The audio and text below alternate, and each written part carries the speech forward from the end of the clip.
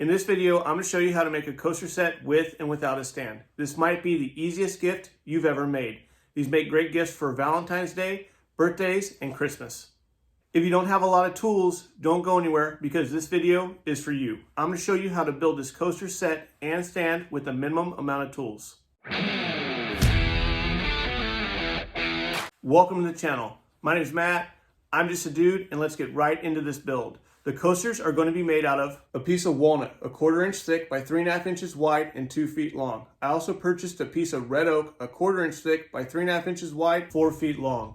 To build the coaster stand or holder, I'm going to use red oak, 1/2 inch thick by 3.5 inches wide and 3 feet long, and another piece of red oak, 1/4 inch thick by 1.5 inches wide and 2 feet long. All the wood was purchased at Home Depot in the sizes listed. If you don't have one already, you're going to want a sander. I'm using a DeWalt 1/4 sheet electric palm sander for this project. You can hand sand these if you don't have one, but a Harbor Freight Bauer 1/4 sheet electric palm sander is $25, and I would highly recommend buying one because I hate sanding. Links for everything I use are going to be in the description below. If you like going to the store instead of ordering stuff, everything is available at Home Depot. The first thing we're going to do is remove the tags from the boards and sand them down.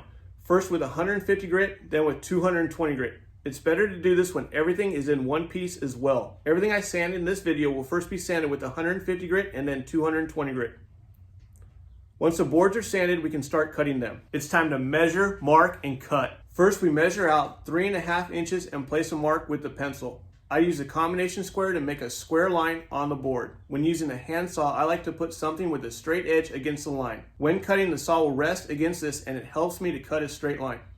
Not everyone needs something like this, but I do. I'm using a Stanley 20-331 flush cut pull saw. It's about $16 at Home Depot. As the name implies, this saw cuts on the pull stroke. This allows for the blade to be very thin, which makes the cut go faster and waste less material because of the thin blade compared to blades which cut on the push stroke. Although a table saw or a miter saw will definitely help you speed this build up. I was able to cut out 6 pieces out of the 2-foot section. Now I'm going to round off the corners and edges with the sander. This can be done by hand sanding or using a sander or a router. I just use my sander to round off every corner on the coaster first, then round each edge.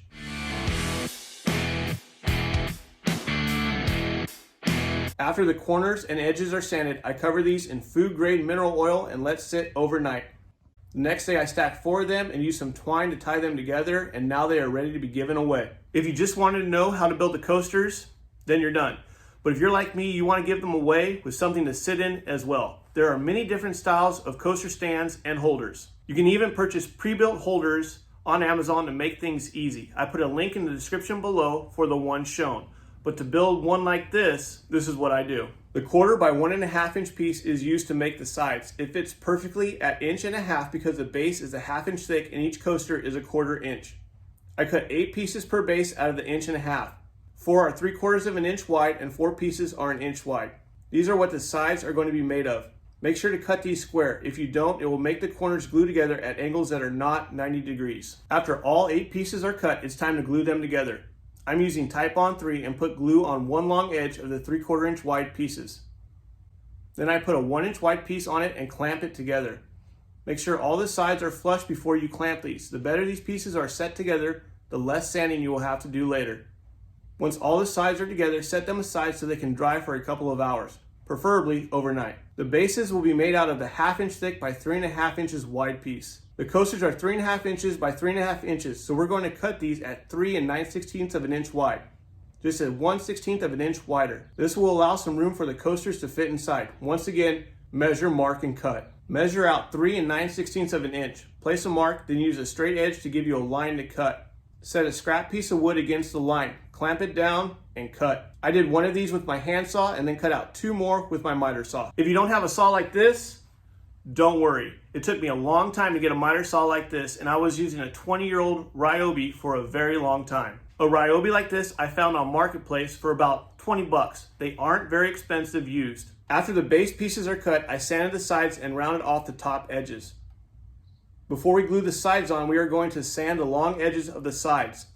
This is done before gluing to the base because you cannot get these edges very well with the sander once the sides are glued to the base.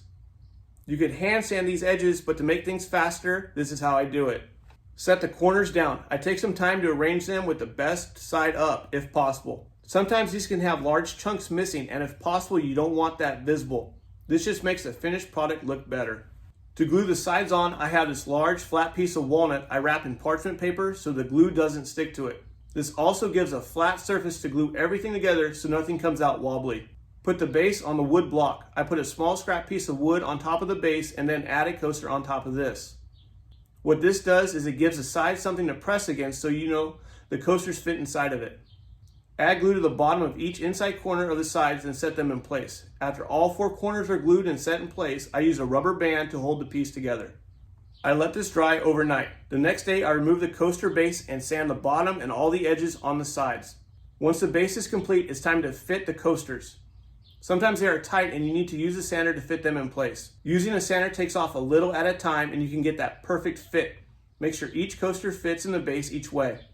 Using a saw to trim the coasters does speed this process up a little.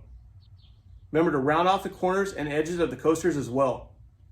After all the coasters are complete, it's time to give them an oil bath and let them dry. Once again, wrap them with some twine and it's time to give them away. If this video helped you out, if you can like and subscribe, it will definitely help out the channel. Remember to follow me on Instagram at MattJustADude. The link is in the description below. My name is Matt, I'm just a dude, and if I can't fix it, I'll fix it so no one else can. Thank you for watching.